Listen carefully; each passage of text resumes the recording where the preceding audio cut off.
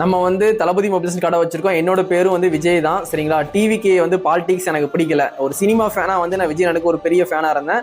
ஆனா பாலிடிக்ஸ் வந்ததுக்கப்புறம் அவங்க பண்ற அரசியல் பிடிக்காம நான் வந்து பாலிடிக்ஸ்க்கு நான் சப்போர்ட் பண்ண மாட்டேன், டிவிக்கே நான் வெறுக்கிறேன் அப்படின்னு சொல்லி ஒரு வீடியோ போட்டதுக்கு நிறைய விஜய் ஃபேன்ஸ்லாம் வந்து நம்மளை வந்து ரொம்ப திட்டி மெசேஜ் பண்ணாங்க, சரிங்களா. அவங்களுக்காண்டி அந்த வீடியோவே போடுறேன், சரிங்களா. விஜய் அண்ணனை வந்து எல்லாருமே திட்டும் போது விஜய் அண்ணன் சொல்லியிருப்பாங்க, இந்த மாதிரி மற்ற கட்சிக்காரங்களாம் வந்து விஜய் அண்ணன் வந்து திட்டும் போது என்னைய திட்டினா வந்து தமிழ்நாடு மக்களே திட்டின மாதிரி அப்படின்னு சொல்லி வந்து ஸ்டேஜில் வந்து பேசியிருப்பாரு. அதே தான் நானும் இப்போ அந்த டெக்னிக்கை தான் நானும் யூஸ் பண்ண போறேன். நீங்க வந்து என்னைய திட்டினீங்கன்னா டேஸ்ன்னு சொல்லி என்னைய திட்டினீங்கன்னா அது வந்து தங்க தளபதியை வந்து திட்டுற மாதிரி, சரிங்களா. இது கொஞ்சம் ஓவரா தான் இருக்கும், சரிங்களா.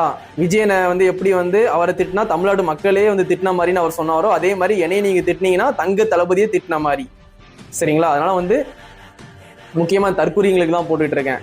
விஜய் ஃபேன்ஸை வந்து இழுக்கவே இல்லை. விஜய் ஃபேன்ஸ்லாம் வந்து ரொம்ப நல்ல பசங்க, சரிங்களா. ஆனா அது டிவிகேல போஸ்டிங் வாங்கிட்டு நிறைய